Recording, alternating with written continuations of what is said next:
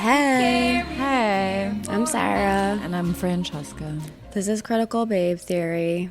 And it's a dark day in America. Welcome back to hell. Literally, I was just telling Sarah that last night when I heard about the funding for PBS being canceled, being clawed back, I started weeping. Yeah. Which I think is representative of probably my emotional state in general, not solely based on National Public Radio. And It does feel like one of those things where it's just like, can't we have anything good? can't we have anything nice? We want, let's just go through it. Healthcare. We want some healthcare. We want some arts funding, right?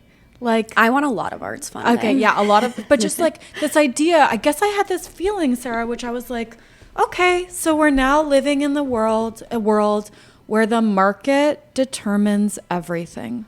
Like, government has absolved itself of like even really emergency preparedness. Like, That shit is fucking nuts. I'm sorry, but how they weren't like, they cut the phone lines for FEMA, so people were calling in the Texas flooding, and they like weren't able, like, who's the bitch in charge of FEMA? I don't even know her name. Yeah. I'm really demoralized I'm today. demoralized too. It's like, why do I pay taxes? Because I expect services. I believe in government. I want to be given something as a citizen of a nation, right? I believe in the project of government. But like, what the fuck are we getting anymore? We don't have healthcare, right? Like, we don't have any arts funding. We don't have any public. Like, come on, dude. Sesame Street, bro.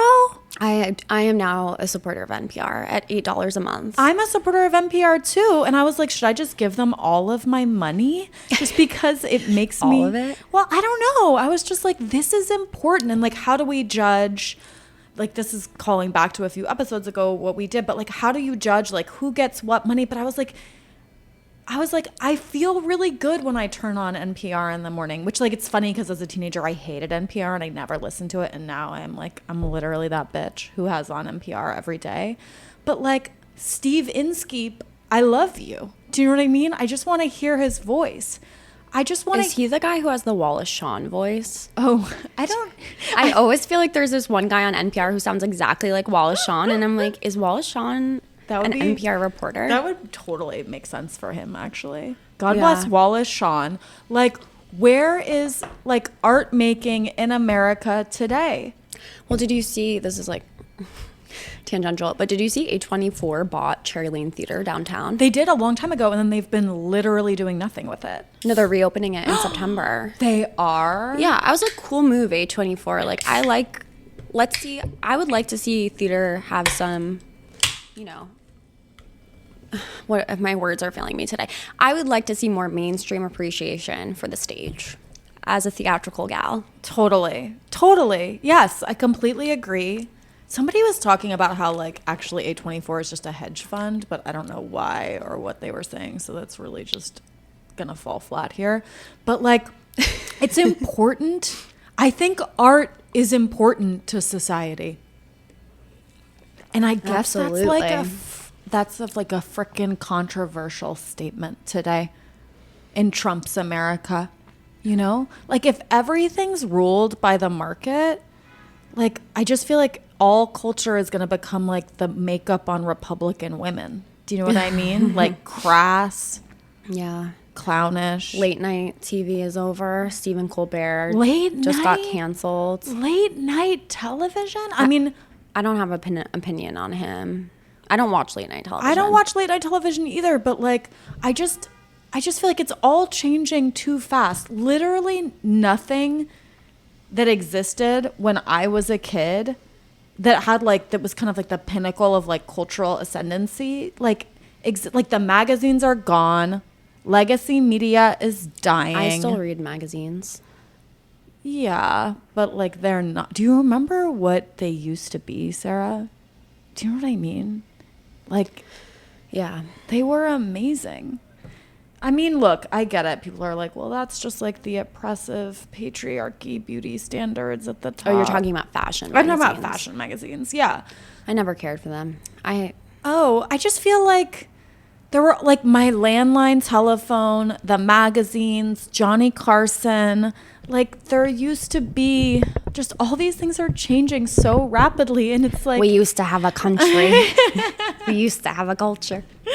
But I'm just like, I'm not ready to let go. Like, you know, and the idea of like content on TikTok, like content as art.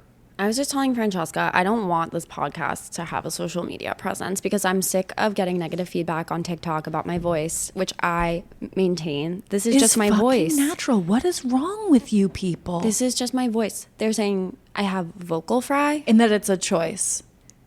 What?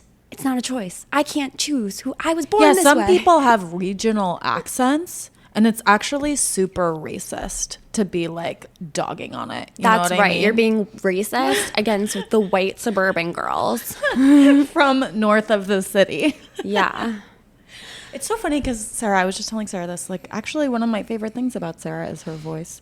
So I just think beauty is in the eye of the beholder, but it used to be on the cover of the glossies. You bitches have no taste. I mean, that's the thing that's so funny about TikTok is like, it's supposed to be, it's like super democratic, but it's like racing to the bottom in terms of aesthetics. But then if you like step outside that and you critique the aesthetics, people go frickin' apeshit on you.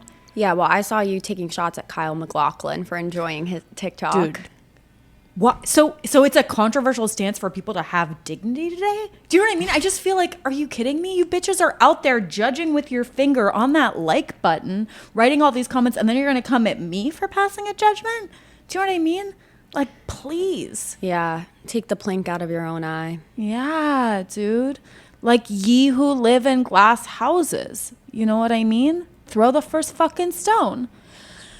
I mean, the world is changing and it's just too fast. I guess that's how people always feel. I personally am feeling really demoralized by the war. The war, yeah. Which is what we're supposed to be talking about. Well, we were gonna talk about Zoran and Iran. Remember when we were at war? It was actually happened on my birthday dinner. I was at dinner with my family, and my brother's a journalist, and he stood up and he was like, "I gotta go," and I'm not gonna tell you why. And I was like, dramatic. What happened? And it was revealed that Israel, America, same thing, bombed Iran during my birthday dinner. Can you imagine what audacity. A downer that was? Yeah, totally. But now, like, it's completely out of the news cycle. Did it happen? Did they even have uranium? Didn't Israel just say that they definitely still have enriched uranium? Literally, well, no, they obviously had enriched uranium, and everyone knew that, and they're allowed to have a certain amount of enriched uranium, but they were saying that they were like very close to getting nuclear weapons. The most cohesive take I've heard on like what happened with Iran is just that like Israel is so rapidly losing public favor that they need to like go out and seek new conflicts to victimize themselves. I mean, I know people like that. You know what I mean? Totally. I know people like that. Like victimization, necessity, personality complex. Yeah. But I just the thing that I can't get over is that the news cycle moves so fast and that Trump is like, that man is wild. I have to say, I don't hate him. I think he's a creature of id. You know what I mean? Like he's just shooting from the hip. But the fact that we like bombed Iran, which means we were at war with Iran, and it literally lasted like a couple days and now nobody's talking about it, is deranged. It's deranged. Yeah, so much else has happened. Love Island finished. I don't know. Trump has some medical condition. Did you see that? Yeah, it's like. Does it come from eating so much McDonald's on those food stamps? I'm kidding. I don't know what it comes from. It's basically like, I think blood is getting stuck in his legs and not making its way to his heart. I mean, that's pretty common. You can just wear compression socks, right? Yeah, it doesn't sound life-threatening, but the name, whatever the name is, I thought it was a onion thing, you know? An onion thing? Yeah, like. Oh, you mean like the news parody? Oh, yeah. Okay. it's like something vascular. Yeah, I mean, get well soon, I guess. Neutral. We're all, you know, We're all just children of God. aka mortals. Yeah. But made in God's image? Some of us more than others. Yeah. But there is one shining light of hope in this dark morass Zoran of Mamdani. despair. Yes. Which is like, I knew he was going to win because I'm psychic, but I could also just feel it in the air. But I do think that what it says is that, like, the Democratic... I know people are going to come at me because this is an extrapolation, but I don't care. I'm going to extrapolate. People aren't going to come at you unless we put it on TikTok. Nobody comes at us for our podcast. That's true. I think it demonstrates that the Democratic base is, like, completely done with Israel and America's blanket support of Israel. And the Democrats cannot get hip to that fact and change their fucking party line. And, like, it's like their brains are broke. The writing's on the wall. Nobody is thrilled. A very small percentage of people are still into what Israel is doing. And they've got to change course. And they seem incapable of doing it. Yeah. Representative Dan Goldman, who's my local representative. Who you harass personally constantly, right? I do bully him on Instagram. And he deserves it. So he did make a statement about the Palestinian American who was recently beaten to death in the West Bank. This like 20-year-old kid. He's from Florida, and he was in the West Bank visiting family, and these Israeli settlers came and beat him to death, and that was that. And so Dan Goldman, who's like super AIPAC funded up the wazoo, he's Jewish, he lives in Park Slope. I'm not saying that, like, go to his house. I also, whatever, live in Park Slope. But he issued a statement, which I was quite surprised by, condemning the death. Really? Yeah, but it was like the comments on it were so crazy. People are like, Israeli settlers? Like, why are you calling them settlers? They belong. Like, the land is theirs. And I was like, my Jewish grandfather immigrated from Czechoslovakia right before World War II. I'm like, can you imagine if I took a plane to Czechoslovakia, found the house that used to belong to my grandparents, my grandpa, and beat the people who lived there to death, and then was like, well, this is my house because the Bible said so. It's like, you all would think I'm insane and I would go to jail for being a murderer. Yeah. Like, just because a land used to belong to you, either like literally by like deed or by like prophecy, you can't just go and beat the people who live there now to death and then take their house. It's insane. I mean, also, it's like, what is the nature of human beings? They move around.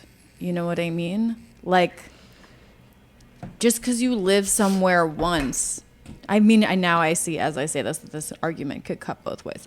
But, like, just because, like, you were somewhere once doesn't mean you have it forever, you know? Sure. And, like, even if it's justified, even if a Native American person came to my house and killed me because, you know, Brooklyn used to belong to them. They're Lenape tribe. Yeah. In some sort of, like, universal morality, are they justified? Like, maybe. Yeah. But still they would go to prison. They would go to prison because you can't just murder people willy-nilly and take their houses anymore. Yeah. That doesn't build a society that functions. Unless for some reason you're Israeli. Then there's a loophole. It's just so crazy. Yeah. And, like, also, all of you bitches, you're not even from Israel. I'm sorry. But, like if I went and did that in Israel, it would be permitted. But, like, if I went to, like, Slovakia, where my family was from, like, 100 years ago, you know, you get my point. I get your point. I think it's a time of mass delusion. I don't know. It's so upsetting. And Israel just, like, accidentally bombed Syria? Well, probably. I didn't even see that. the Catholic Church that Pope Francis, the church that Pope Francis was calling every day, and one of the priests that he talked to every day. This is when it gets serious. Where are our neo-Catholics in the Trump administration to take a stand for the Catholic Church? J.D. Vance. Trad Cath extraordinaire. What the fuck are you doing about your constituency? Yeah, like if you don't care about Muslim lives, like... You give a shit about Catholics, right? Or do they just have to look the right way? Are they the right kind of They just have Catholics? to be as fugly as J.D. Vance. Yeah. So I just feel like super bummed out. I was just like thinking about how we like all grew up with this like delusional narrative that like World War II, like something like terrible happened to humanity and like never again, you know? And like now we're just like living through. We're like always forever. Not never again. Always forever. Yeah, like just sometimes I'm like out and I'm just like, oh, like there is a genocide happening, you know? Yeah. And I'm just like at a bar, you know? That's what I was thinking last night when I was at a karaoke bar. I was like, we're singing karaoke and like somebody's baby just got bombed, you know? Sorry, I'm in a dark place today. I know. I mean, I can try to counter, but I feel like, do you want me to try to counter with something spiritual? It's kind of maybe even worse, but it's sort of like... No, don't say it then. Okay. I think there's like no point in countering it, you know? Okay, just let it lie. Yeah, I think we should just all be grieving right now. Yeah. That's my opinion. But like we can talk about Zohran. Okay. The great Muslim hope. So this is my Jewish father's take on Zohran. Please. So my dad used to be, still is like kind of a conservative at heart, like loves Nixon. Loves Nixon? Yeah, my dad loves Nixon. Kidding? Does he like Roger Stone too? I don't know. But he is now on this like whole AOC Bernie Zohran chain. Yeah, he's like, he's a man of many complexities. But he's been talking to all of his Jewish friends about Zohran. And like, you know, they all think Zohran's anti-Semitic. So this is my father's PR suggestion for Zohran. Oh, okay. He needs to do a photo shoot outside of Zabar's with Bernie Sanders. Oh my God, I'll be there. It's literally blocks from my house. Yeah, I know. I like kind of want to pitch this to Zohran. And I showed, there's photos of Zohran outside of Zabar's, and there's photos of Zohran with Bernie Sanders. So I think he just needs to combine the two. Is this something that ChatGPT could maybe do for us? Like a doctored photo? I think that would generate more negative press. But like, won't it get to a certain point where like you don't even have to take photos anymore because you can just make AI make them and that's it, and nobody, because what's coming next, Sarah, is that photographic and video proof doesn't even have any meaning anymore. Literally everything will be meaningless. The glossies will be done. There's no late night, and there will be no truth or reality. Well, don't we have to fight? How the fuck are we gonna fight Sam Altman? Have you read? We should do an episode on him. Did you read that profile about him in New York Mag? No, I don't want to know anything about him. Okay, dude. But you can tell me. These people, the global elites who rule this world, are not who everybody would have you believe they are. They're literally just the most obvious motherfuckers who own the corporations in this country. Do you know what I mean? It's not that complicated. They exist. The people who pull the strings. It's literally Sam Altman, Jeff Bezos, Larry Ellison, Peter Thiel. Like, these are the people. That is who we should focus our conspiracy theory energy on. What are you suggesting? Like Luigi? I'm not suggesting that. No, I'm just saying, like, the world needs to wake up. There isn't some shadowy Jewish cabal that's running the fucking world. There's a shadowy tech corporate cabal that's running the world. And they're not even trying to hide it. I mean, I do kind of believe in the, like, like the conspiracy of, like, Israel. What's the conspiracy? Just that, like, Israel's pulling the strings.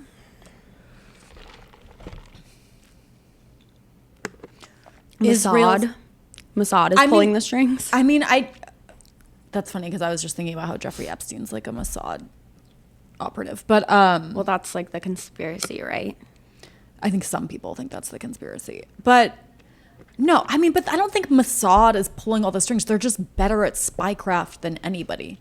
Do you know what I mean? So like, sure, but like it's the money. It's the money. Yeah, follow the money. Follow the money. So like, why do we have a vested interest in Israel? Because we want to have power in the Middle East because of oil. But then I'm also like, we're now the biggest producers. Like, we're pumping, we're drilling, baby drilling. So like, I don't even fucking know anymore, man. Like, what's the answer? It can't just be that the evangelical Christians want the Jews in Jerusalem so that there can be the second coming of Christ. Like, I think that's like 60% of it. But like, I think that's more just like a public favor, like what's impacting public favor. I don't think that's like the core motivation. Yeah, of course. The core motivation is money, which is why I think, but like, back to my point, like, I don't think that the conspiracy is a Jewish conspiracy. I just think that it's like Israel, there's a lot of money tied to Israel. Like, follow the money. Oh, there's a lot of investment. I mean, what are you going to do? Like, the Jews are hella smart. You know what I mean? Like, I mean. It's true. Like, they're mad smart. The Ashkenazi advantage. That's why I'm so smart. I mean, it's not why I'm so smart, you know, but like, I got 50% Ashkenazi. I know. And that's why I'm a literal genius. You just like put that like shit all together in one country, and like, yeah, they're just mad smart. Like, other people have different abilities. Like, I'm Polish. Like, we're really good at goat herding. You know what I mean? Yeah. Like, everybody has their strong suits, you know? Like, you put me in a shack in the winter, knock on wood, and like on a mountain with some goats, and like, I will thrive, you know? Critical babe. Gary does goat herding. Yeah. You know how I found out that about myself? I was at a petting zoo with my kids one time, and this goat like approached me kind of aggressively, and I just made this noise that I'd never heard anybody else make, that just came out of me from the depths of my ancestral knowledge. And I made this noise at this goat, and the goat immediately left. You know? And I was like, it's in me. Yeah. Like, I just knew how to talk to that goat and tell it to get the fuck away from my kids. Yeah. Yeah. You know? Because, Yeah. like, it's deep in the blood. Yeah, totally. You know?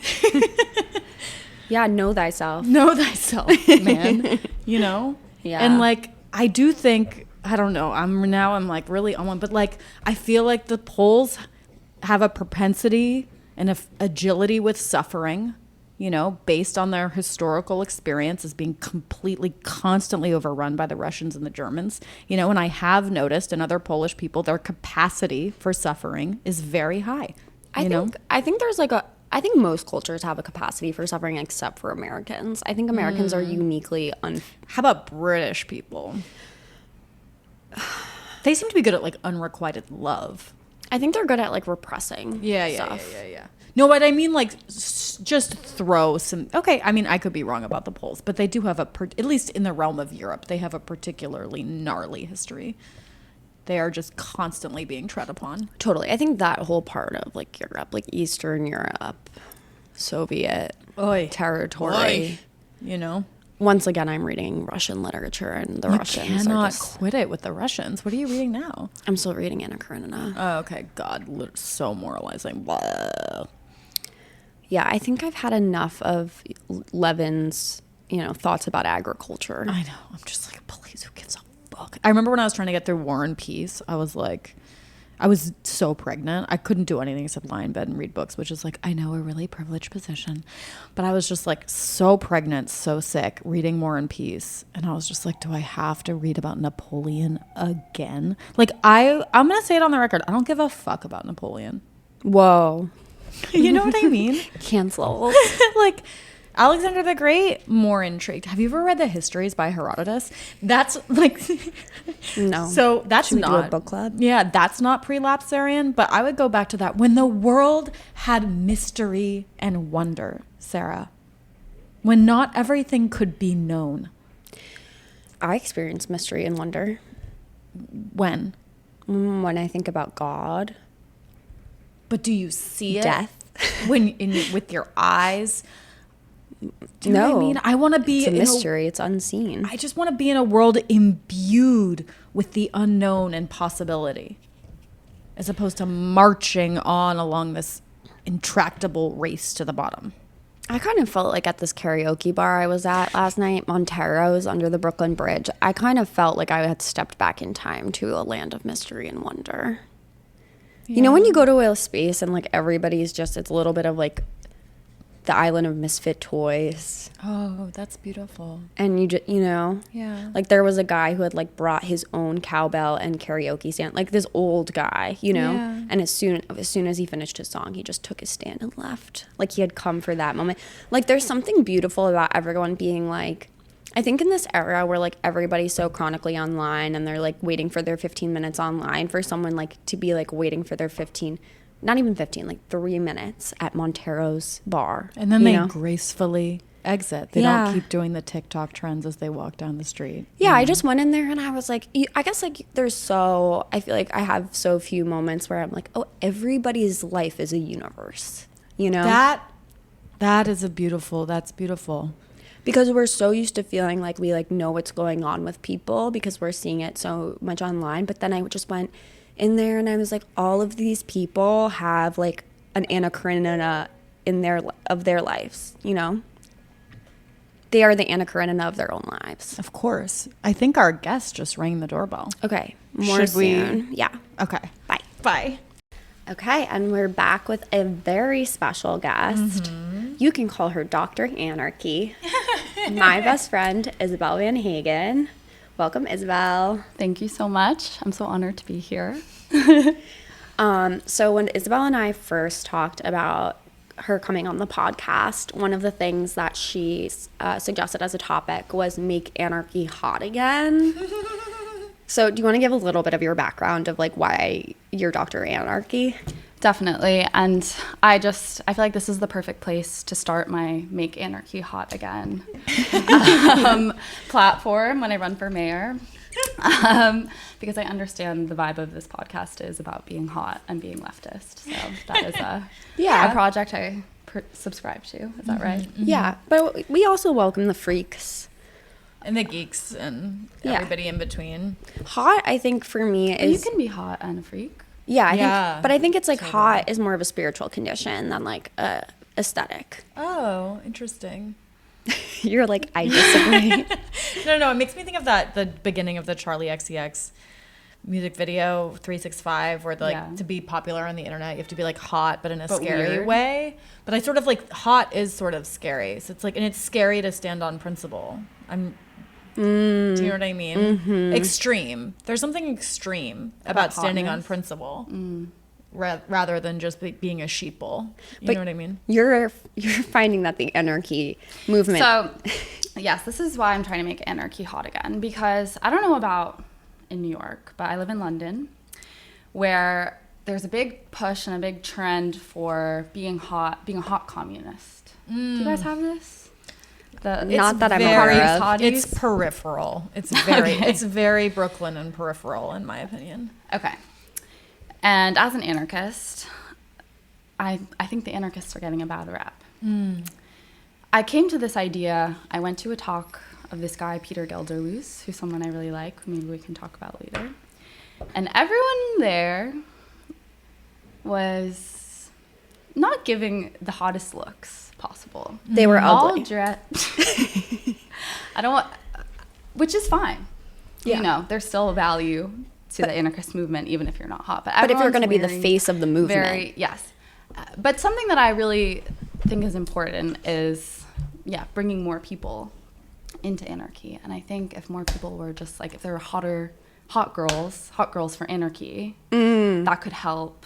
Like Emily Ratajkowski or whatever. Right, but she's the perfect example of a hot socialist, hot communist. Yeah, I would say. Yeah, so, I mean, how much of a communist is she really? That's what I would put out there. But I don't have that information. No comment. Yeah. So then I was like, okay, I'm going to start the movement to. I think you're succeeding. Bring just looking at you right now, bringing the hot girls, and the hot, hot people, into the anarchist or it's movement. like, sorry, no, just not all anarchists don't have to be hot. I'm just trying to expand the Yeah. You know what? Maybe instead of hot, I know this isn't like as good of a word, but like maybe it's more about sexy, because anybody can be sexy. Sexy doesn't have anything to do with looks and aesthetic. It has to do with like an embodiment, right? Yeah. And I think also when I'm like, I want to make anarchy hot, it's not even necessarily about the people in the anarchist movement, but it just to make it more popular and appealing, a hot topic. Yeah, hotter topic. You go to the anarchy event and there's like a bunch of hot people outside smoking, and you're like, I want to be like them. Exactly. Yeah.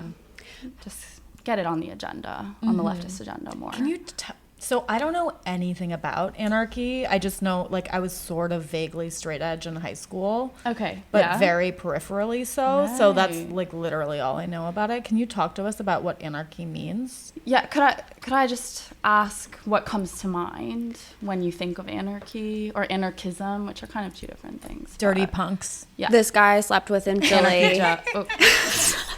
We'll cut that. Beep, bleep. No, it's okay. We can say it. Who my friend Victoria would refer to as Anarchy Joe, because he had a giant red A tattooed on his chest. And he was a dirty punk.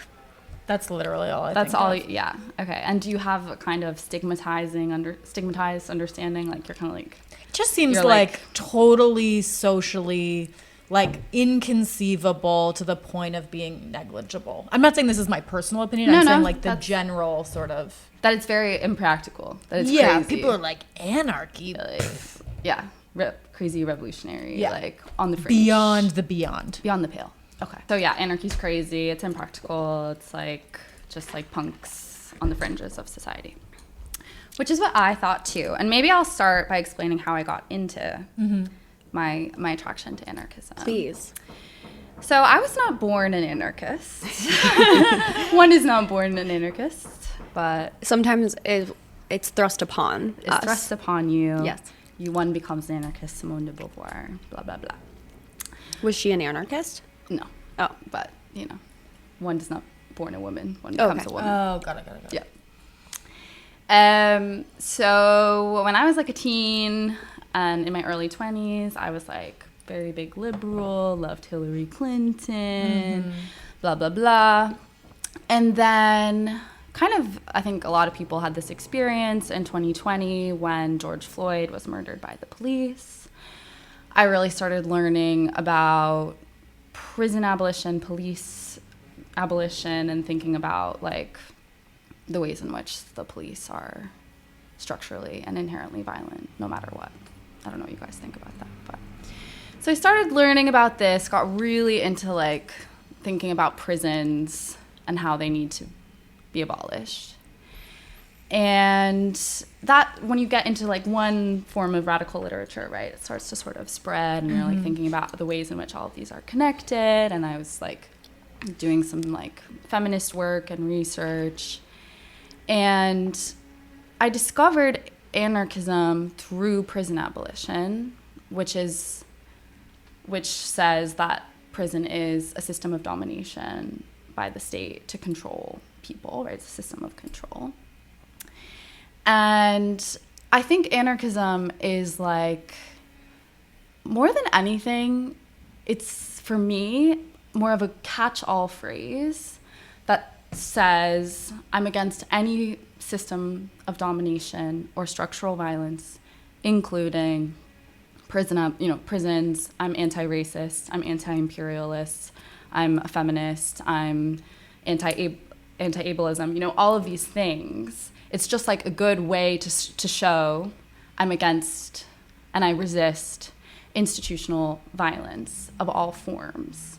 And why I would say that I'm not a communist, for example, and there's a lot of overlap, is communists still believe in the possibility of the state. I mean, and obviously I'm being very reductive here, whereas an anarchist would say, no, even the state itself is a system of violence, and we have to do away with that as well. So there is no non-violent state by definition of statehood itself. Exactly. And we don't have to get into the ins and outs of it. A lot of communists, Marxists in particular, would say ultimately what they want is the withering away of the state, right? Once there's the revolution, there'll be a state of like some people, then those people eventually won't need to be there. Right. Yeah. But I don't buy that. So that's really, and so that's one part of it, right? Just like from a sort of a structural perspective, as a label, as an ideology, you're just like, yeah, I'm anti any form of like hierarchical domination. From a personal perspective, I think a lot of the tenets of anarchism, and my pitch to your listeners, I will say, is that a lot of you may be anarchists and not realize it, or have a lot of anarchist tendencies, even if the word is a bit freaky and like, you know, you don't want to subscribe to that. There's a lot of things in the anarchist ethos, ethic, that you might be like, yeah, I agree with that. And just really quickly for Isabel's credentials, she is getting a PhD in anarchy. So just throwing that out there. Which, you know, is inherently interesting. The academic, the academy is an institution as well. And yeah, I'm very open to any questions about how that would work. And I'm very conscious of how ridiculous that sounds. And the reason I'm doing that is because I wanted to do a job that I didn't have to work 9 to 5 more than anything else. Which we appreciate on this podcast. Definitely. Wait, I just have so many questions. Tell me. What is the difference between libertarianism and anarchy? Okay, this is a really good question, I think, to ask. Yeah, I understand why you're asking that question because we're in the USA. American libertarianism, to me, is not anarchism, even though there are many similarities in the way that we're thinking, but they're coming from very different positions, right? A right-wing libertarian, who's a good example? Rand Paul. Right, yeah, all of these people, right, are coming from an individualist space of because they hate people who are not white and like whatever, they hate minorities and they just like want power and money and they don't want the government, they don't want to pay taxes, right? This is like libertarianism to me.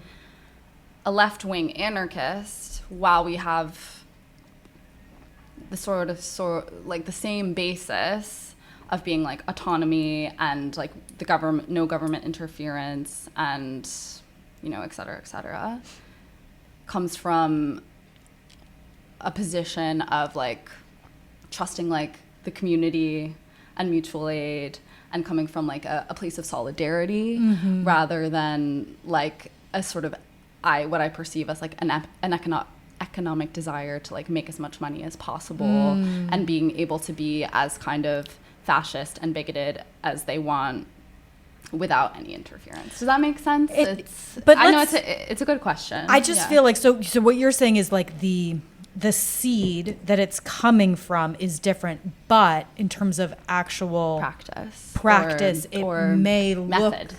method may be very similar. Yes. And this is a chapter in my PhD, but I won't get into it. But that is a good question, and I think like something I really believe in is that there's not really a political spectrum of like left to right, but it's like a circle. Yes.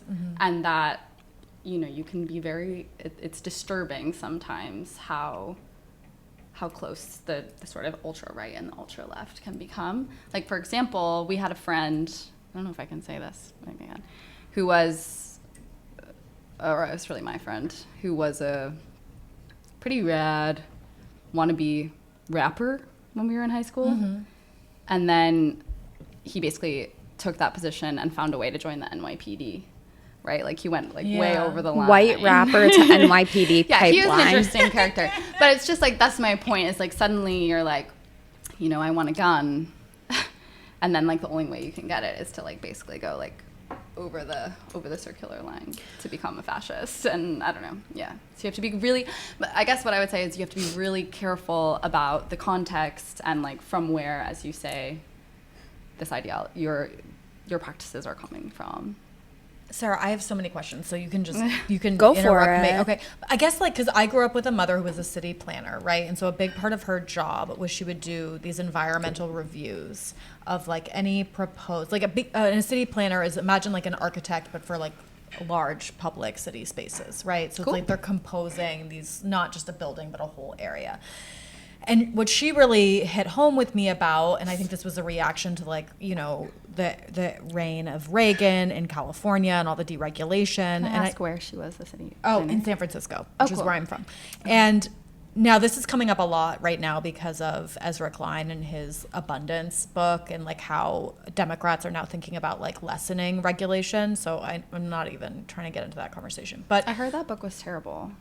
I don't want to read it. Okay. The line that I got from my friend who I trust was like, it's like Reaganomics for Democrats. And that just sounds inherently boring. Also, Ezra Klein just had an episode about like having like some white dude on talking about like Buddhism and meditation. And I was like, that's so 2013. Like, I don't want to ever hear any white person claim to be a Buddhist ever again and talk about their meditation practice. Like, just as a rule, personally. I agree. I actually have a 91-year-old cousin who's both a Jesuit priest and a Zen Buddhist.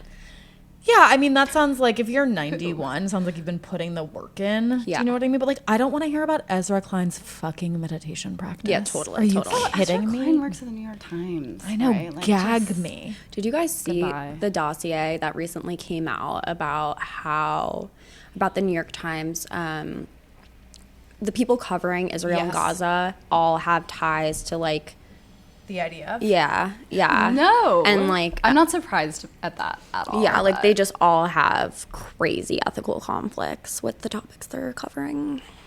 But that's a whole nother topic. Yeah, it's a whole nother topic. Okay, so to get to regulation, but my mom Yes. really like beat home this idea to me that like the private sector will never step in to do environmental regulation, right? That like there needs to be some kind of structure or institution that like monitors our use and abuse of the environment. And clearly it's not working very well in this country in some ways. Although, you know, like the air in the 70s was frickin' dirty and then it got less dirty. You know, Yeah. the Clean Air Act worked. So I guess my question is like, what is the anarchist Clean Air position Act? on like what's the position on like some of these things that the private sector, I mean, maybe this would be more a question for a libertarian, but like some things that the private sector are just never going to support.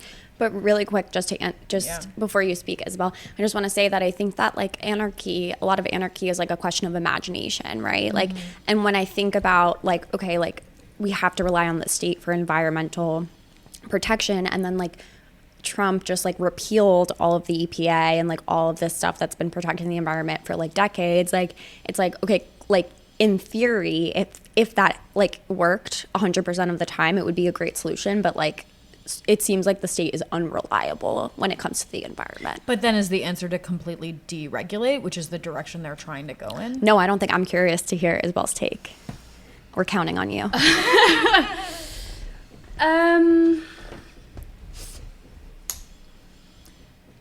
Okay, I have a lot to say on this. What Sarah says about imagination is exactly right, and it's sort of like the anarchist perspective is not to say like let's just get rid of everything immediately, right? And like let's just like deregulate everything, and like it's not like laissez-faire capitalism. That's, as you say, kind of the libertarian view. I think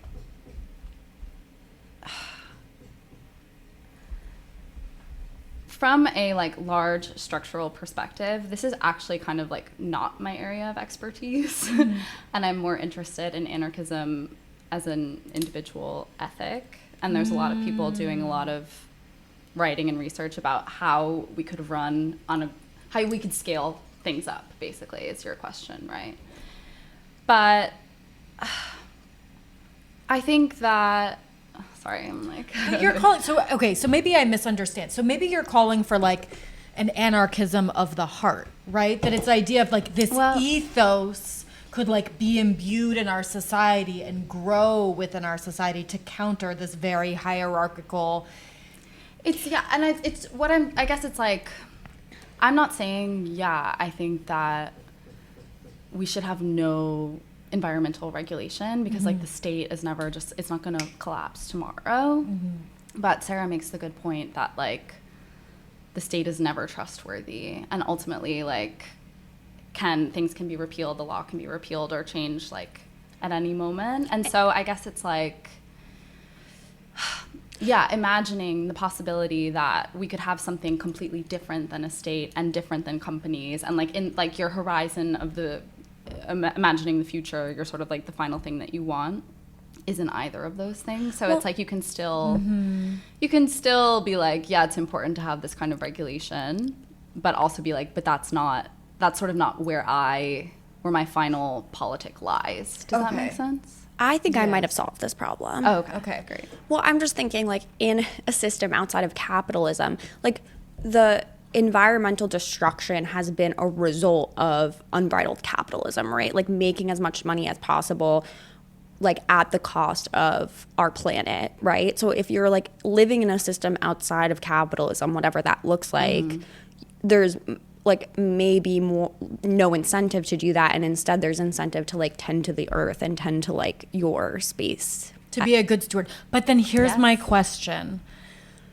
If the state is fundamentally not trustworthy, is the state not just composed of individual people? And does it not therefore mean that people themselves are not trustworthy? And even in an anarchist state, you are left with people who are perhaps not trustworthy.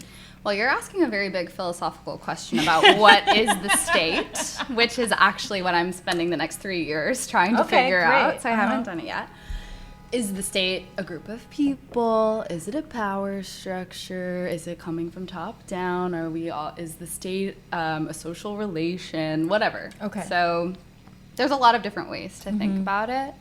But I think like what I would say in terms of like, are people inherently not trustworthy and like this kind of thing, is actually the effect of living under a post-capitalist, statist, racist, et cetera, society really affects the way we are and our personalities and the way that we imagine how things are, like what's possible and how we should run things, incentives, like, and so, yeah, I mean, this is a question of human nature. Yeah. But I'm like very on the side of, you know, the sort of cultural, social implications of things being a huge, play a huge part of like how people act and what they want. I don't know. I guess how you guys feel about that. It seems like people love, especially men, from what I hear,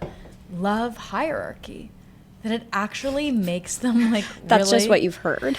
No. I mean, I've like read studies, right? That like men do having better. Also experienced that. Whereas like so I think this is ties into gender studies really well. Yeah, it's like that men actually feel very at ease and comfortable in very delineated hierarchical social groups and coercive positions. And whereas women have a much more of a maybe I was reading Louise Perry. Maybe that's where this is coming from. Oh, no. Isabella hates Louise Perry. Whereas women have, like, a more egalitarian social sense, and there's like, kind of this more of a seeking within female groups for, like, more, like, even status. So maybe it's not true. But, like, if we think about, like, what are areas that used to be primarily, like, male-dominated? Like, you have sports, you have... army, you know, where things are where like the but this is where patriarchy ties into capitalism, right? And like they just work well together, I think, right? It's not necessarily men are one way and women are the other. It's like men were given power, and capitalism requires you to have a certain amount of power, and then you know it all just kind of works together, or like having power in the government or whatever. So whatever it might be. Could you talk a little bit more about like your specific kind of niche, which is about like anarchy within the individual? Because I think like you were saying that you feel like we all engage in anarchy more than maybe we realize, and I'm curious to hear more about that. Yeah, and I don't want to sort of seem like I'm copping out of being like, I don't know what we're gonna do like on a big scale. It's just I hate to keep ragging on Marxism, right? But a big thing that sort of communists do is say like or what Marx did was like say, okay, we need to seize the means of production, like kind of like laid out like step 1, step 2, step 3, then we're going to reach revolution, utopia. Here's the plan. And sort of why it's difficult to sort of even talk about, like, to answer your question is something that's really important, I guess, and from a more anarchist ideology, is that we don't know. And then we're going to have to try a bunch of different stuff. And there's not one person or, you know, one group that says, like, okay, here's the plan of how we're going to do this, and then we're going to reach a utopian feminist revolution. We're going to have to, like, try different things among different people. And, like, I don't know, I guess, is the answer to thinking about that. That's why you're not calling for like an immediate destruction of the state in one go. Yeah, well, some anarchists are. I mean, this is another problem is like I'm just one hot anarchist of many. Well, I would say a few. Of a few. Well, maybe you guys will join me. Mm-hmm. But yeah, I think so. What I'm interested in is something like that maybe is called practical anarchism, and there's a really good book by this person called Shuli Branson, if anyone's interested, that is about practicing anarchism in your daily life. So some of the main tenets or the ethos that I think is important is mutual aid, which is a very popular term now. You see it all the time, but this comes from kind of like 18th century classical anarchist thinking, and the coining of that term comes from then, but it's like happened indigenous practices like many centuries before that, and which means essentially helping each other out. Yeah, right? community support. Yeah, community support. So like if you like help your neighbor, if you buy like some groceries for them instead of like doing it through a service or like something like that, and you like skip those kind of mechanisms and you just like help someone out, like that's an anarchist way of being. There's no structural incentive for you to do that. Like you're just doing it. You mean like not donating to an organization and then getting a Sure. tax write-off? Doing that, or like being like, I'm gonna order my neighbor an Uber Eats, right? Like have someone else kind of do, like you're like, I'm going grocery shopping, I'm gonna help someone else. You know, wait, the Uber Eats is anarchism? No. Oh, okay. No. I just mean like that's like another, you know, like instead of being like I'm like relying on some kind of like corporate entity to like do something for yourself or others. But the grocery store is also a corporate entity. That's true. And like that's the thing is like how far down the scale can we even go anymore? You gotta have a co-op. You gotta have a goat. Co-op. You know what I mean? I have a confession to make that I already told Isabel. I have still not joined the Park Slope Food Co-op. I fucking hate the Park Slope Food Co-op. Why? Were you ever a part of it? I've just been there. The aesthetics. What does it look It's like the worst. Have you guys been to Berkeley? Yeah, I have. Yeah. It's like Berkeley, but with none of the beauty and none of the quality. It's just like controlling liberals. Wait, Berkeley, like the city? Yeah. But this is just a grocery, store. Dude, then you guys haven't spent enough time in Berkeley. Because Berkeley is like a whole way of being. It's like, okay, it's imagine like boomers in their 60s with their toes out in Tivas, judging the shit out of you because you put the recycling in the wrong bin. Like imagine that and then turn that into a world, right? But the good thing about Berkeley is that there's the cheese board, also a co-op, with like incredible food, and the gardens are always blooming, and you can pick Meyer lemons off the trees. It's like a paradise with this also version of like judgmental liberal hell mixed together. So what the Park Slope Food Co-op is, to me, it's all the hellacious parts of Berkeley, California, but none of the redeeming heaven. Okay, maybe we shouldn't go. Yeah. Maybe it's thank God you didn't join. I mean, I wish we could sit in on the meetings. That's what I want to do. And sorry, Isabel, to detour, but there's actually crazy drama. I was actually telling you about it. There's crazy Israel-Gaza drama in the Park Slope Food Co-op, and there's like a huge contingency that wants to boycott Israeli goods, and then there's a huge contingency that is like, pro-Israel, whatever, and they're duking it out. I thought the pro-Palestinian members got taken out of leadership positions. That's what I heard. Really? Yes. They got voted off the island. I don't know if they got voted off or they didn't get voted in, but yeah, no, there's crazy drama happening over there. Actually would love to have someone from the co-op on the Please. podcast. We can bleep out your face and stuff and change your voice. Yeah, like if you need to stay anonymous. We do like a 60 minutes to find a predator on the Park Slope Food Club. Yeah, that's literally the most Berkeley shit ever. And people from the Bay Area will understand what I'm talking about. Okay, but like would a co-op be kind of the most ethical solution?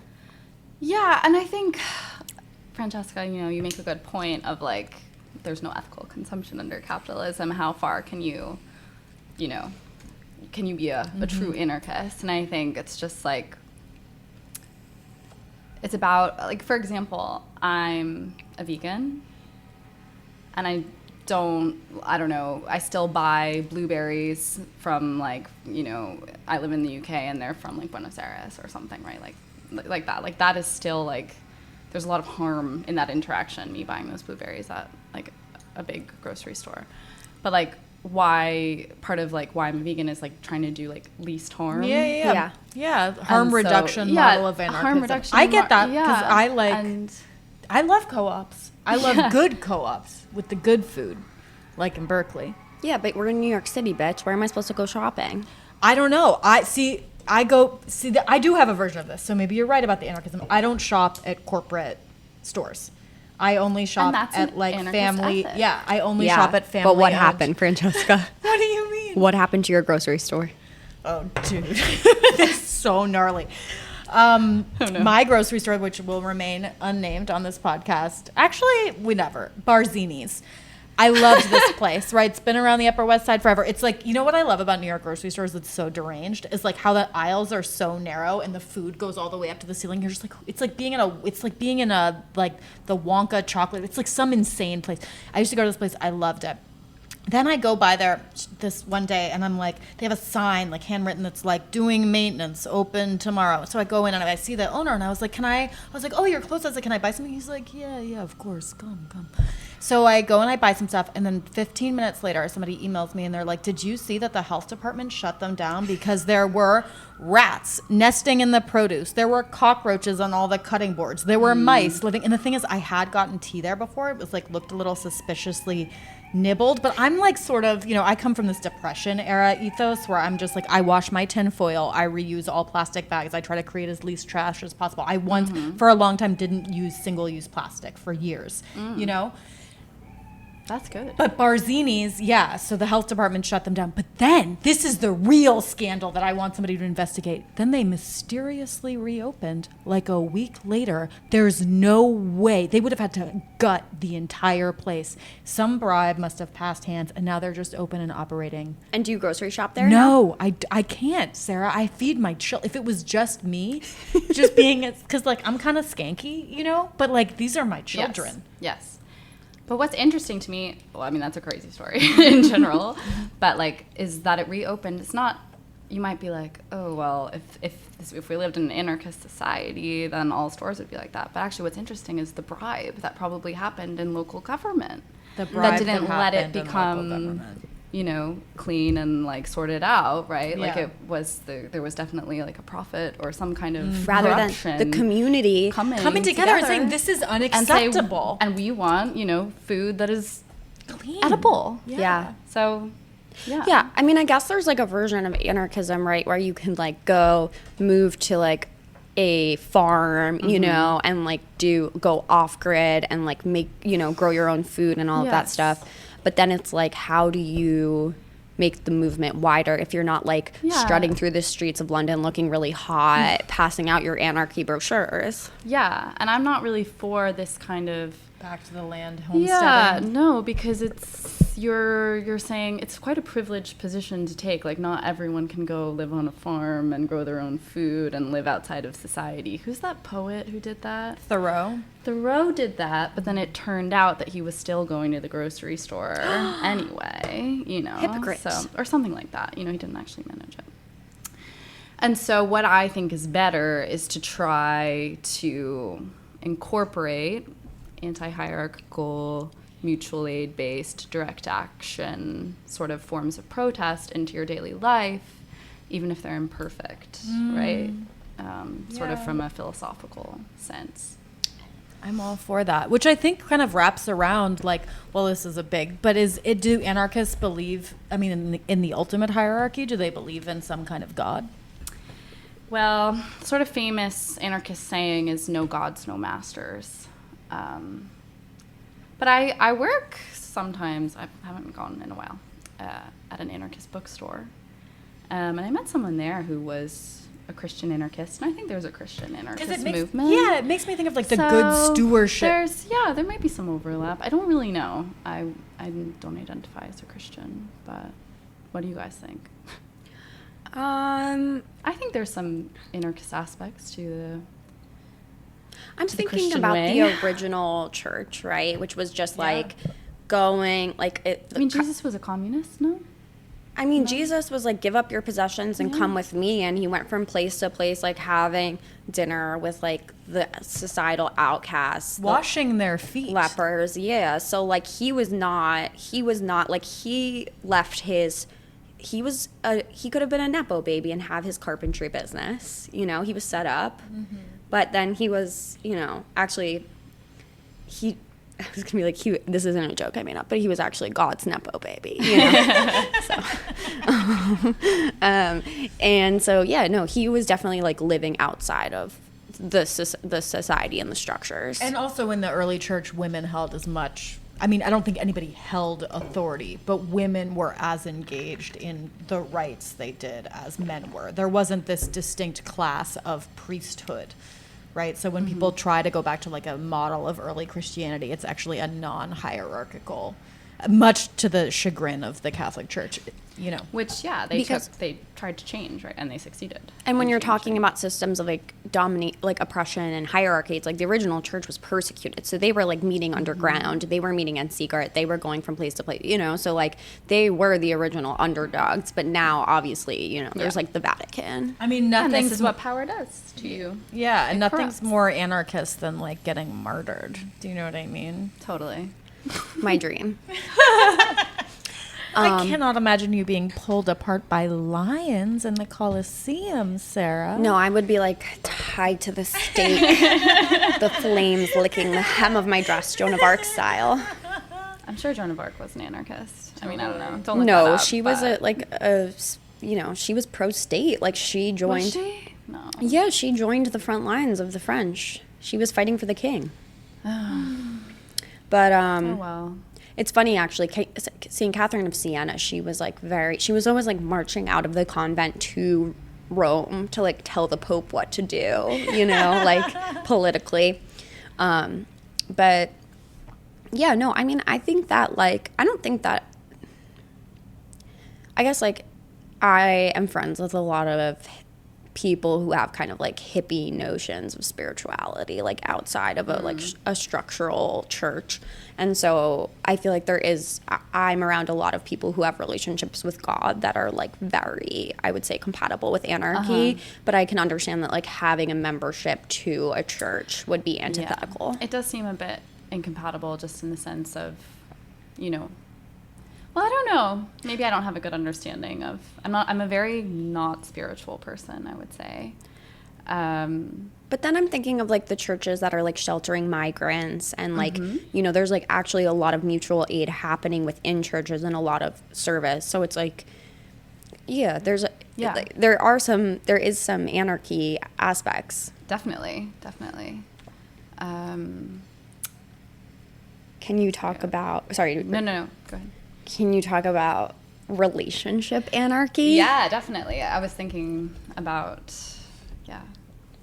the connection between anarchism and feminism. Are you guys feminists on this podcast? I am a staunch feminist, which means that I believe women deserve equal rights to men. That's literally all feminism means. And so I don't know why everybody thinks it's like in such poor taste. Like, sure, if you believe that you as a woman should get paid less than men for doing the same or a better job at your job, go right ahead and say you're not a feminist. But I think most women I know are not going to qualify under that, you know? Yeah, I'm a feminist. I think that feminism has been co-opted for like a lot of shit that has nothing to do with feminism and for like a lot of capitalist aims, you know? And I think feminist has a lot of failures. and has left a lot of people behind. But like, yes, I believe in the equality of the sexes. Great. I just didn't know if there was some post-feminist stuff going on. What is post-feminism? Who knows? Okay. You don't identify as a feminist. No, I do. I don't know. I'll get into that. Yes, I do. I mean, I'm studying anarcho-feminism, so yes. But I think relationship anarchy, and I think why feminism and anarchism actually go really well hand in hand is like something that feminists focus on, obviously, is a power imbalance between genders and thinking about gender and sexuality. And anarchism is all for, I mean, yeah, equality of everyone, right? So I think it like actually melds quite well together. That's kind of why I'm like, what I was saying earlier of like why I'm sort of identify as an anarchist, because it's like if you're an anarchist, then you're also a feminist by sort of default. Does that make sense? Like you don't need to sort of qualify it. There's arguments against that, and I don't know. There's elements of the way anarchists think that can be quite machismo, and it's important to like draw out like gendered structures of gendered violence within anarchism as well. But yeah, so yeah, I think the two like there's actually a very important connection between the two things, thinking about like political structural violence and gendered violence. Yeah. But relationship anarchy is, you know, in being against the state and gender norms and all kinds of things, is that monogamy is a form of a power relation and domination, some kind of coercion that stems from religious institutionalism and patriarchy and these kinds of things. And so thinking about relationships in ways that, for example, doesn't make a relationship between usually a man and a woman to be the most important kind of relationship there is, and saying that actually my friendships or people in my family or whoever it might be, that kind of love and care is just as important as, you know, getting married or like having a boyfriend or something like that. And I would say I really subscribe to that from a theoretical perspective. It's easier said than done, but I think it's a really important way to kind of free yourself from thinking that like the way that you have to be happy is to like find a partner, for example. Can I put you on blast right now? Yeah. Just like Isobel has always, we've known each other since I was 5 and Isobel was 4. And Isobel has always been a romantic, and she's always been in a relationship. And we were not always, but like almost in your adult life, I would say, you've been in a relationship. Oh, definitely. Yeah. Like you've been with your boyfriend for 10 years, which is crazy. Yeah. Or not crazy, but just like unusual for someone turning 30 to be in a relationship for that long. But we were with her friend last night, who is suffering because he's going through a breakup. And Isobel was just like, you know, you really don't need to be in a relationship to be happy. And I was like, I just feel like you're the wrong person to be giving him this message. Literally, as somebody who spent 5 years single in my 20s, it was like... But I do think it depends on the individual. Like, I do think for me personally, a marriage is very, like, important. And I think that, like, I am predisposed to wanting that. And I think what I've learned over the years is, like, I am more predisposed. Honestly, this is just bitches who are into astrology talking to me about my astrology. So, like, whatever. But they're always just, like, my astrology is really heavy on, like, partnership. And which is, I mean, I'm in a divorce of my second marriage. Like, also, this would be borne out on my actions that I've taken, you know? So I just Which is not against anarchism, of course. Totally. Because partnership.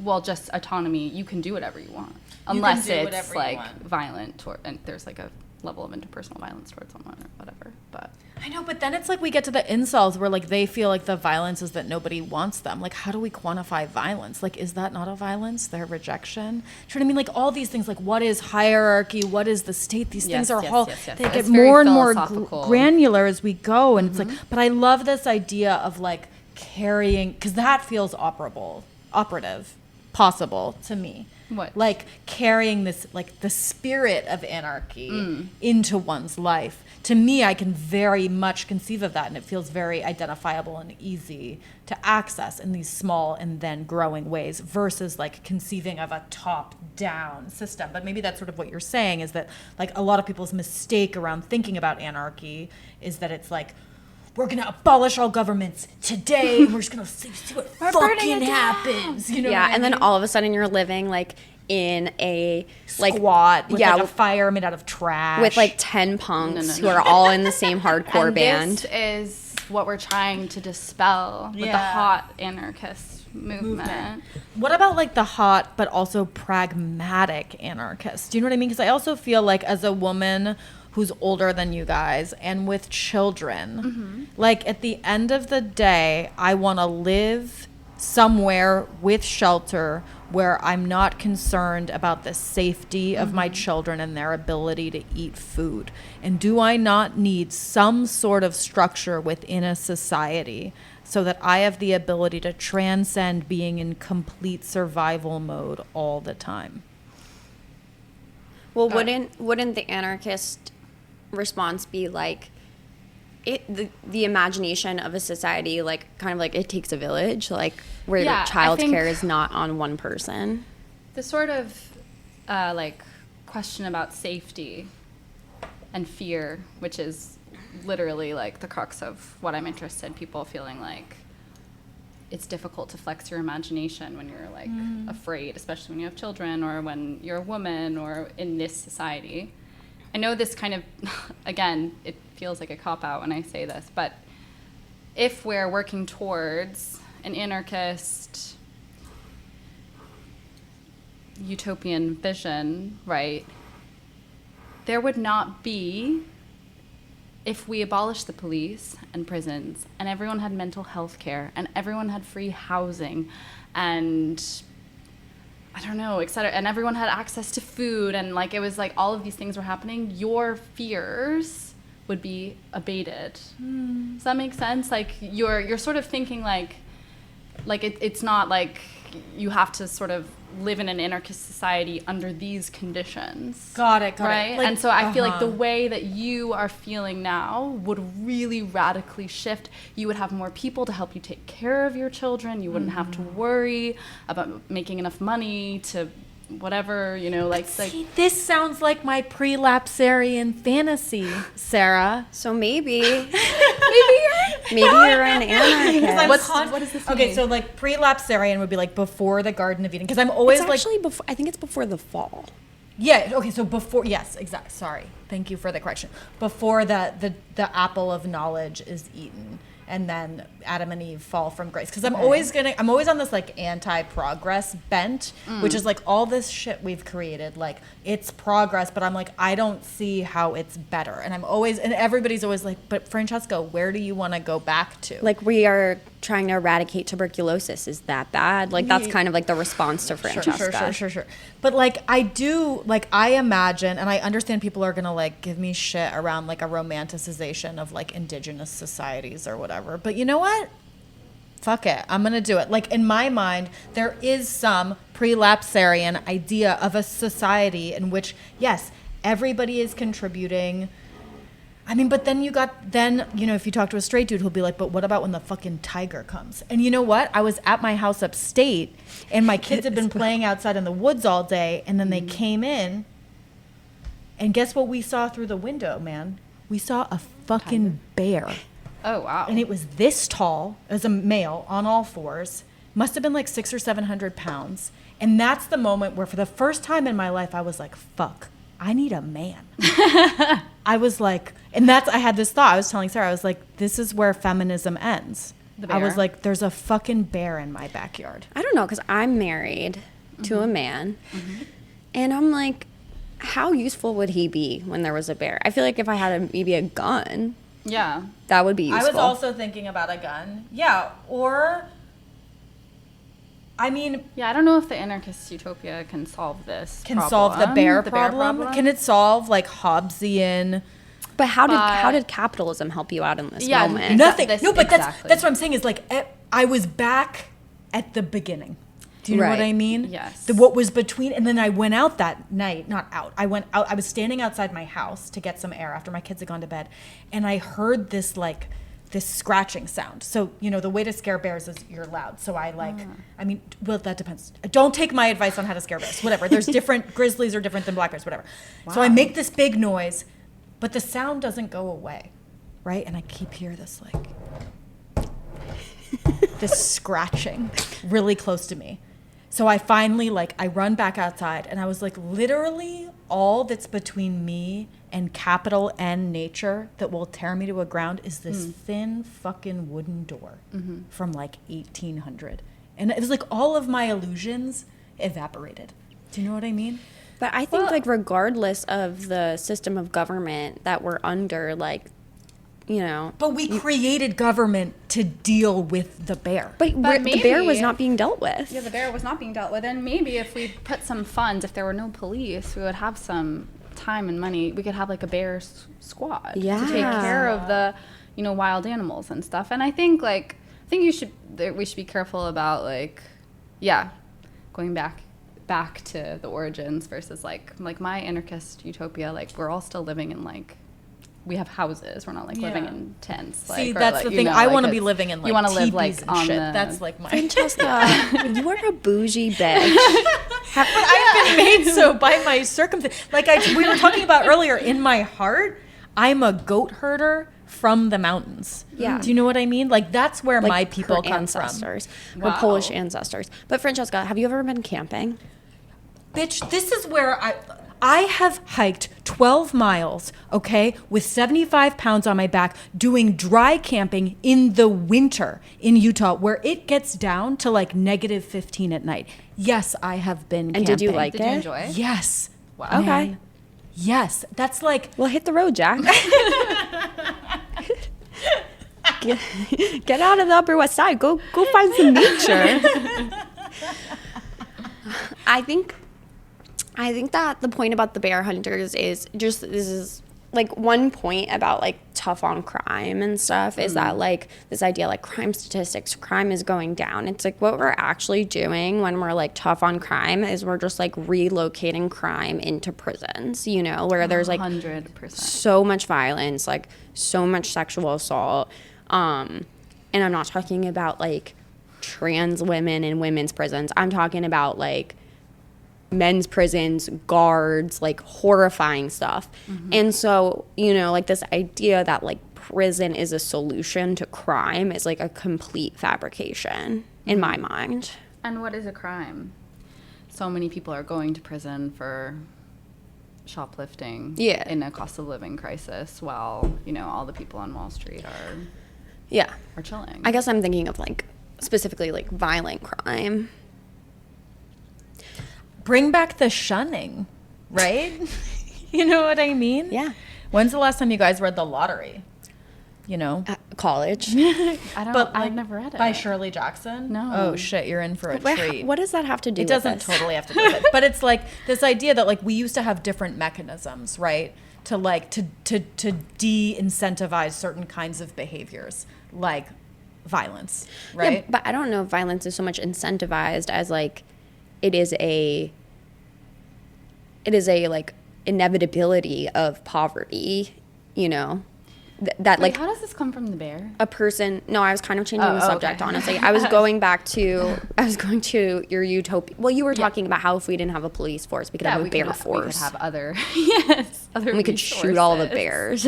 No, but but the wolves, we don't want to shoot all the the world needs wolves. There are too many deer in the United But States. we could train people to deal with the or animals. we could just give people information this is what you do when you see a bear. I don't like, I just was suddenly met with a circumstance where my, like, Ivy League education and upbringing left me with fucking nothing. Yeah. And that's the thing is, like, I think under capitalism, we are left, like, I was thinking, like, what are my skills? And that's when I was like, I gotta do survival training, man. Because I was like, if we take away the internet and we take away this fancy city and Zaybars, like, what the fuck can I really do? You know what I mean? Because we actually live in a real world. And like, if the electricity goes off, which I'm sort of like an electrical grid truther, I think it's going to go out. You know what I mean? Well, I mean, I have intel from my friend who works in construction management, and she said, like, our grid is super old, specifically in New York City, and we are overdue for a blackout, and it will happen in the next few years. Not that, like, it will completely shut down forever, but we will have, like, an extended blackout. I would love to get knocked up during that blackout. Yeah. So...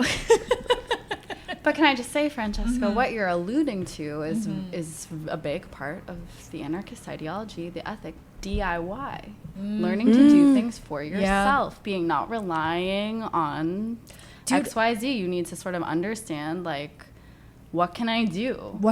But this is why I actually think Nara Smith is kind of tight. Because, like, when I first, you know that bitch on the internet who, she's like she's not a trad wife, but she's kind of a trad wife icon. Yeah. She's just a model, and she makes... who cooks? Yes. Yeah, who makes Gowns. everything from scratch. Like, Okay. that's left to my druthers.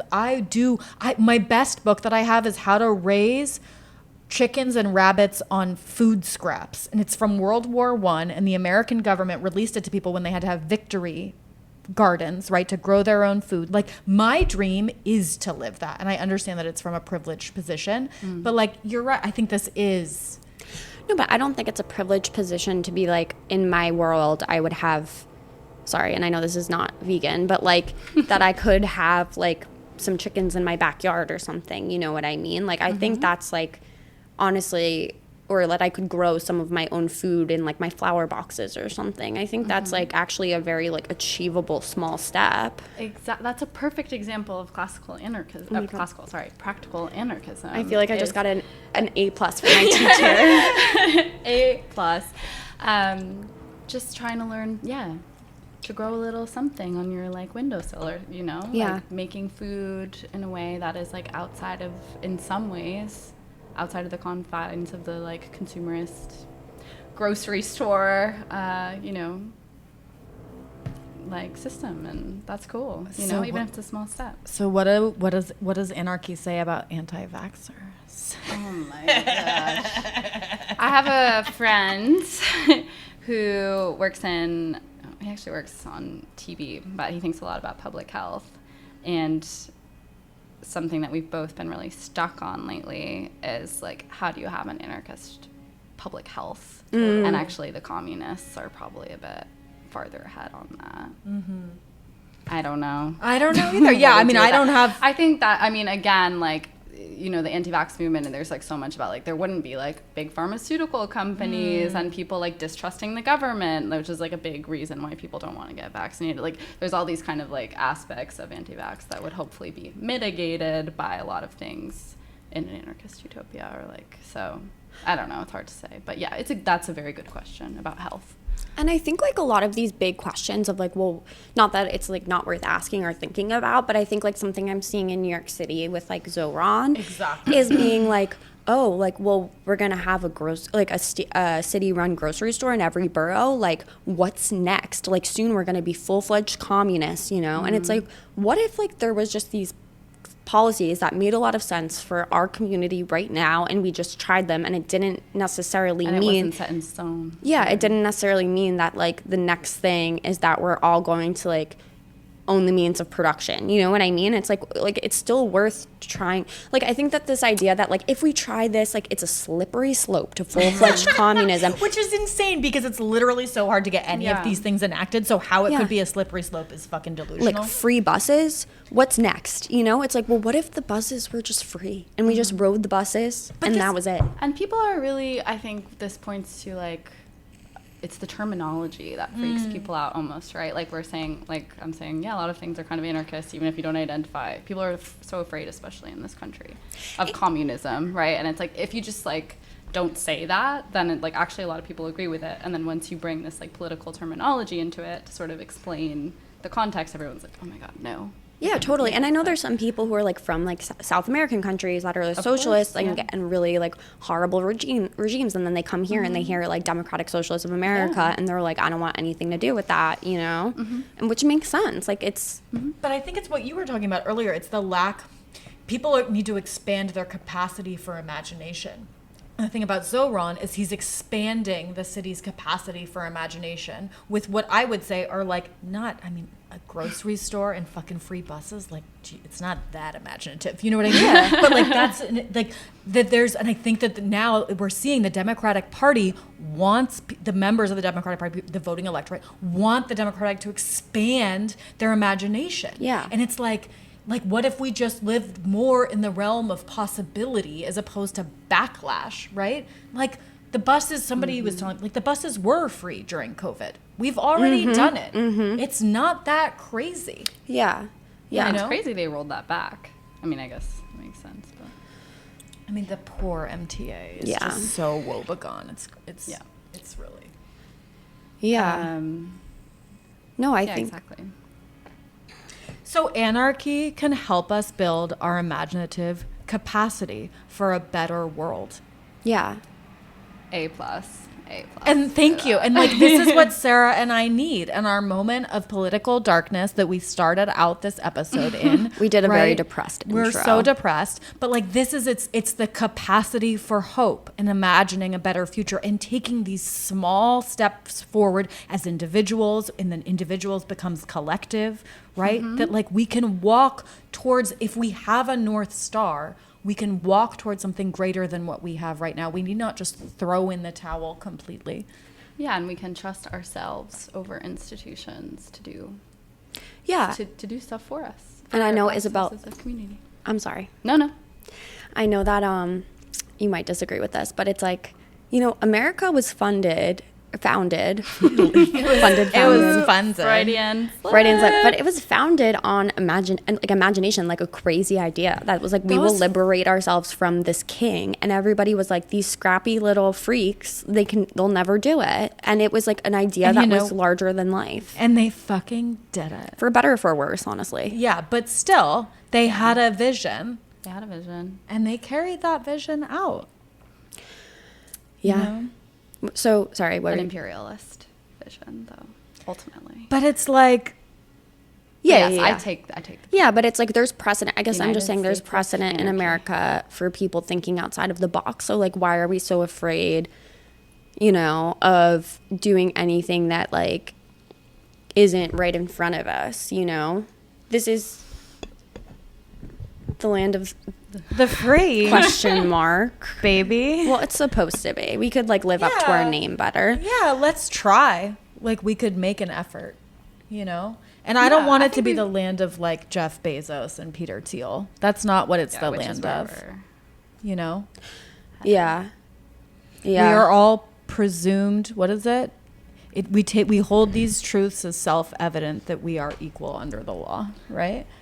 Okay, we're getting a little bit away from from what I'm trying to say, but yes. Bring us back, Isobel. Wait, can you talk about like some of the sexier aspects of anarchy? Or you don't want to? Free love? I was like, that's all sexy to me. Free love, you mean? Yeah. Just to like bring people in a little bit. Well, okay. I want to say I think it's sexy to be in dissent against power structures, no matter what. Totally. I think that's always cool and hot thing to do. Yeah. But yeah, from a relationship aspect, I think my anarchist sensibility has in some ways tied into my open relationship. And the two have kind of helped inform each other. And also like, I think thinking about relationships as romantic relationships, what does that mean? Whatever. But like as a possibility of opening them up and trying out different things, which I've been able to do in my open relationship, extends your own sexuality, the way you interact with other people. You get to have some more fun. I don't want to say anything too controversial. Say it. No, I just think I've been in a relationship for 10 years, and it's been really nice for me to also have other kinds of romantic sexual relationships in that while still being in love with someone. I think it helps. It's been really good for me spiritually, for myself, and the way I understand other people. And I think it's just a really good way to think about the possibilities of relationships and working outside of the box of what's expected of you in a heteronormative society. I actually think you should do a zine or a TED Talk on this, because I think it's very, for me, I mean, and you're in a much more radical social circle than I am in New York. But your relationship does strike me, or in my experience, it's one of the only open relationships that I've ever truly believed in. Is that just because I'm your best friend? And also, maybe you're just special. Because the bear, for most people, in the metaphor of the relationship, would be the other lurking outside the door. I think there's very few men that we're going to find in the city centers of New York or London who will be equipped for a moment with a bear. Yes. Now the bear is purely the metaphor of the other lover who might intercede on the bound in the union. I was on the literal between you and your beloved, But I think, I would say that you can have a beloved or multiple beloveds, depending on who you are, and still have this kind of experience. It's not one or the other. But I'm saying that may be a specific capacity that you and your partner have, as opposed to a universal capacity. Or you've worked your way up to that. Exactly. I was not born with this, with open relationship capacity. I was She was not born poly. Polyness was thrust upon her. Yeah, and I think it's not I was instantly totally cool with it. I just thought, honestly, from a kind of, I don't want to be from an anarchist position, but in thinking a lot about feminism, gender studies, the way, all the things that we've been talking about this whole podcast, I was I don't want to be in a relationship where my partner can't explore his sexuality, for example. And I want to expand, and even if I feel jealous during certain moments, or we have to work through kinds of things, certain things, that's still worth it to me. And it's taken 4 or 5 years to really get to a point where it's been easy, but it's it takes a lot of work. Yeah, you scaled up. You started out being you're allowed to kiss other people. Mm-hmm. It wasn't just okay, go off and sleep with as many people as you want, and and we had to do it slowly and carefully, and you move back and you move forward. But again, I think this is this question of what we were sort of discussing before from a political perspective, is it wasn't just handed to me or us as this is how it's going to be done. It's we tried a lot of different tactics. We tried different things that work for us. Different couples have different rules and boundaries. No open relationship looks the same. And that's, I guess it does make me think about the movie 28 Years Later, which I just saw, which is it's 28 years later after the zombie apocalypse. And it's looks at what a world post the collapse of government looks like. Maybe I should watch it. And I mean, it might be I would be interested to hear what you think about it. But part of me, both in seeing that movie and then also, did you see Civil War? No, when it came out? No. Were you there when I saw Civil War? No, I haven't seen it. The biggest, that's the Alex Garland film about a United States. They're vague on the details, that it's in the middle of a civil war. And the impression that I got watching that was there's nothing more important, whether it be in a society or even in a relationship or in a marriage, there's nothing more important than keeping the peace, right? That there is so much to be lost, right? Which is I guess this is exactly antithetical to what you're saying with anarchy. But this tenuous peace, this Pax Americana that we live in post World War II, where there are like the lowest levels of violence worldwide ever, right? Like, Is that still true? I think at least the men who have come on the podcast would say so. Like Alex? Like Alex, yeah. So, but like that we live in some kind of stasis and peace for at least the largest amount of people that's ever been possible for. And do we want to just throw that away, you know? And that's what I felt when I watched that movie Civil War, is I was like, it's always better to keep the peace. That like it's so much more fragile what we have than what we think. Okay, but sorry, go ahead. Well, I was just going to say, like, divorce rate is 50%. Like, I don't know that it's like, okay, like I'm taking it down to like a smaller scale, but like I don't know that there actually is that much. I get what you're saying. We're not living through the Crusades, you know, but like how much peace do we really have? Yeah, I would say we are not at peace at all, and that there is so much structural violence. I think it's just a different kind of violence than like being at war, but there's like literally so much suffering and violence that's happening in America every single day, as we all know, and around the world. So I think it's like the question is like, what is peace, and who dictates what that peace looks like? Yeah, like in this case, the government says we're at peace because, you know, we're not at war, but that doesn't mean that sort of we're not bombing Iran. We're not bombing Iran. We're not like funding the genocide in Palestine, you know, et cetera, et cetera. We're not destroying the planet. Yeah, exactly. We're not throwing people in prison constantly. Like there's, you know, sexual violence happens all the time under the state. And yeah, I don't know. I think that's just like a question of like what counts as peace and who decides what peace. Yeah, like is. what statistics are you looking at, I guess?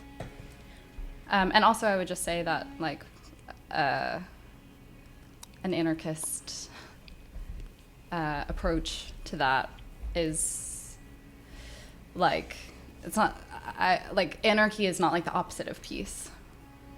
Does that make sense? Mm-hmm. You know what I mean? Like, I think it doesn't mean like we're not throwing anything away and like going into full madness. It's more working towards a more perfect union, perhaps. If union is not the state. If union is a state of being. Yes. Right. Yeah, a more perfect union that is not America. I guess what I'm thinking, which like of what you said, of it's a lot of work to be in this open relationship, and then I'm thinking of like that New York Mag article where it was interviewing all these poly people who like literally spend so much time having these conversations and in therapy, and like it does seem like a lot of work, and like my question is like, is that a privileged position to be able to have the time to do that work? Because I feel like a lot of people who like maybe have multiple jobs or like have children and stuff, like they might not have the time in their relationship to do that work. 100%. And, you know, I've made a lot of decisions, like I don't want to have children, and, you know, I do a PhD, which is a fake job, and whatever, all this stuff. Like, and so, yeah, I've had a lot of time to be like, I want to like think about like how I can have radical relationships. Like, you know, of course, I hear you. But I think what the goal is that everybody has more time to think about their interpersonal relationships, right? Not to like say that people shouldn't do it because it's like impractical or impractical. Literally thinking about my interpersonal relationships sounds like a nightmare to me. What would you rather be? You know, you should think about why that is. I guess I just would rather be in them. My goal is to be not thinking about anything ever. Do you know what I mean? Yeah, like, Sarah's brother was telling me that was Nick? who was a recent guest on this podcast. Yeah. That he was telling me about a philosopher the other night. Krishnamurti. Oh yeah, okay. You guys know. Who said that thinking is Prison. Pain or prison, suffering, something like that. Anarchy of the mind, man. Yeah, I mean, freedom from thought. That's probably what the white Buddhist would say. We all find that we become that which we hate, you know? Yeah. Yeah, I mean, it's a big ask. Like, that's, you know, it's a tough ask to be like, we all need to, like, reconsider the way that we relate to each other under capitalism, under the state. What does it make us feel and act and do, and how can we change that? And it's going to be really tough and hard, and we're going to feel jealous and like da da da. It's not like super easy. I guess. No, go on. No, sorry. I'm just like jazzed up on this podcast. I'm like, go. Okay, I guess I was just gonna say, it seems like there's a fine line between like being in this imaginative state when it comes to like the very personal scale anarchy practices, and then like also being in like painful self-obsession, which is something I relate to. And I guess like when I think of like Krishnamurti or something, I'm like, I'm fine to think, but it's like it's painful to be thinking about myself a lot of the time. And I'm not saying that's everyone's experience, but like that's just my experience. And so I feel like I actually do go out of my way to try to limit the time that I'm thinking about myself. Exactly. That's what I'm saying.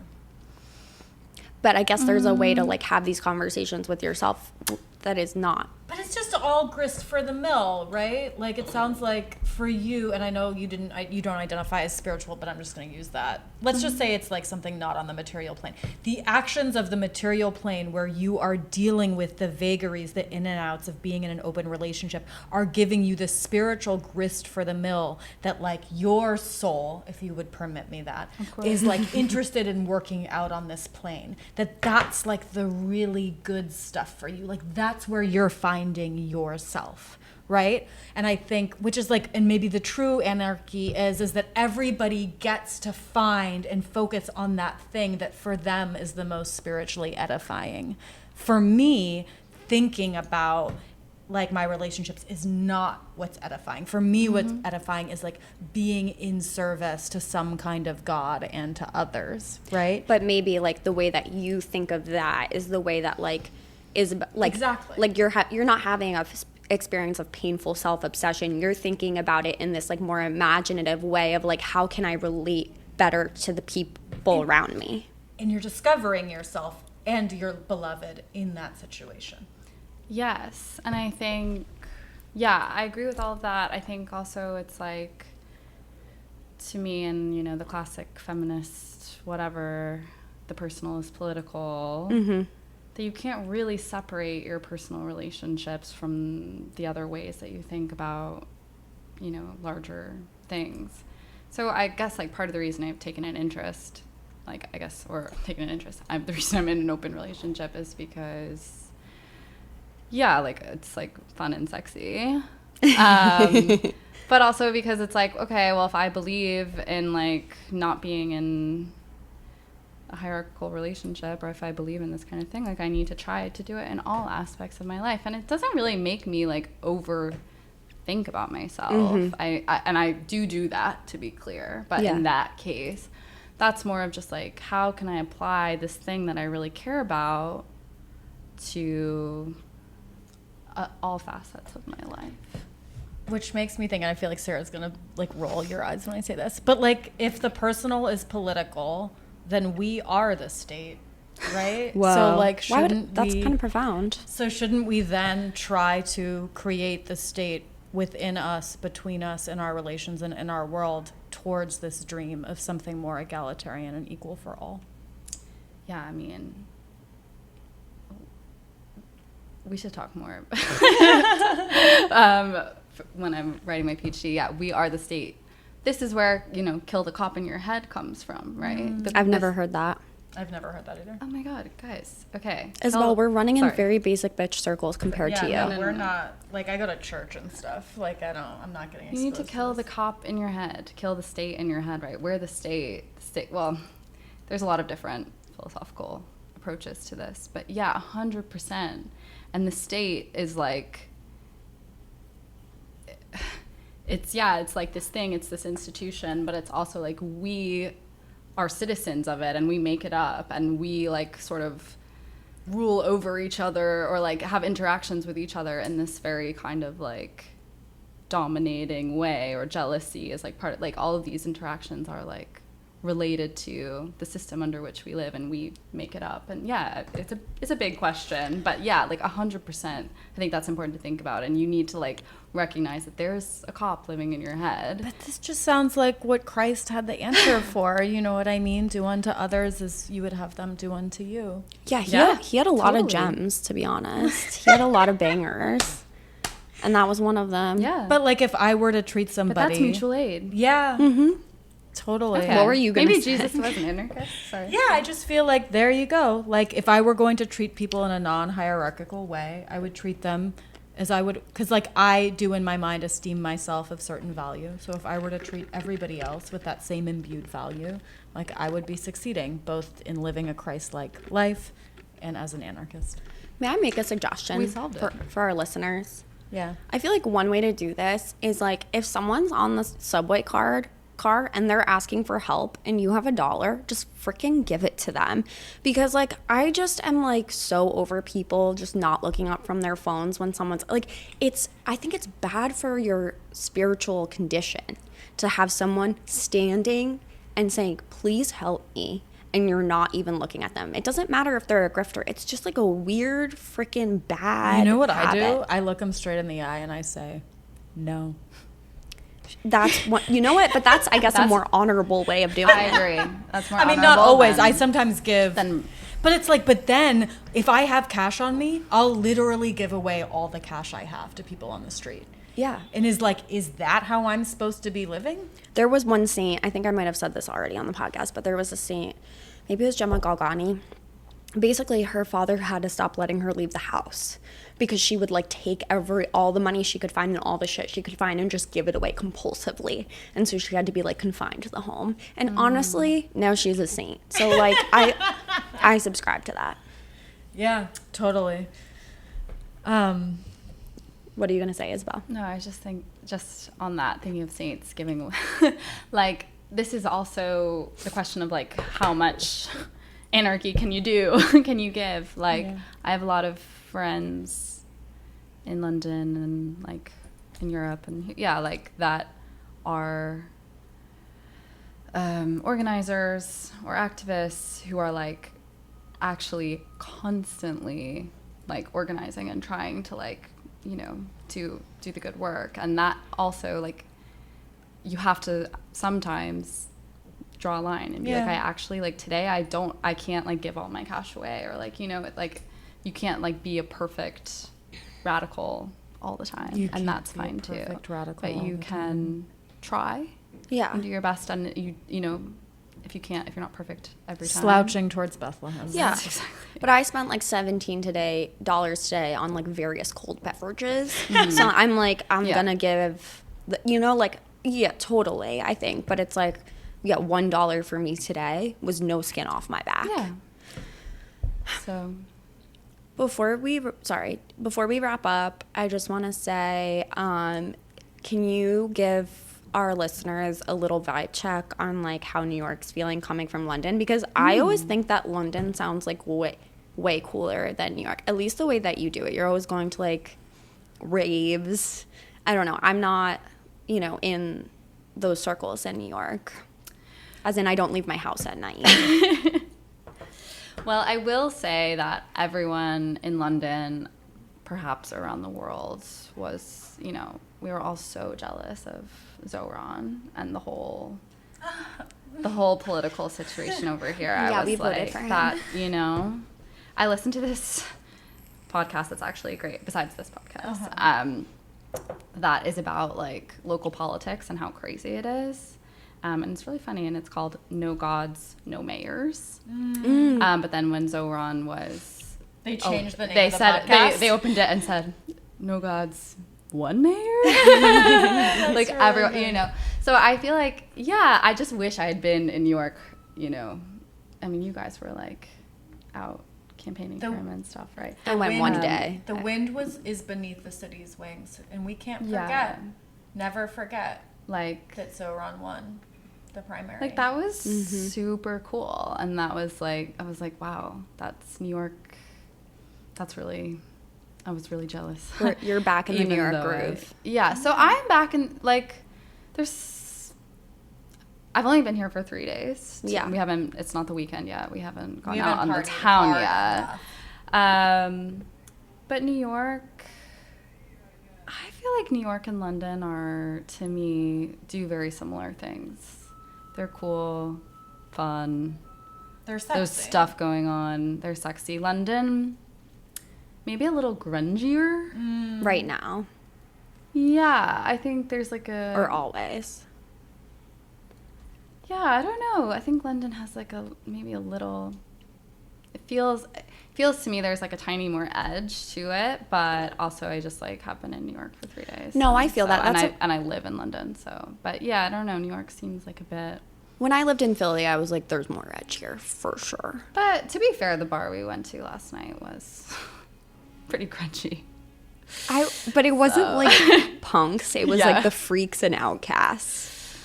And they deserve love too. You guys, I'm so hungry. I Okay. have to eat All right. something. Any final thoughts? Join the anarchist movement. In your heart and in your mind. In your heart and in your actions. And you too could become an anarchist hottie. Sounds good to me. And then you can be free. Thanks so much, Isabel. Yes, thank you so much. Thank you guys for having me. Totally. Class dismissed. Bye.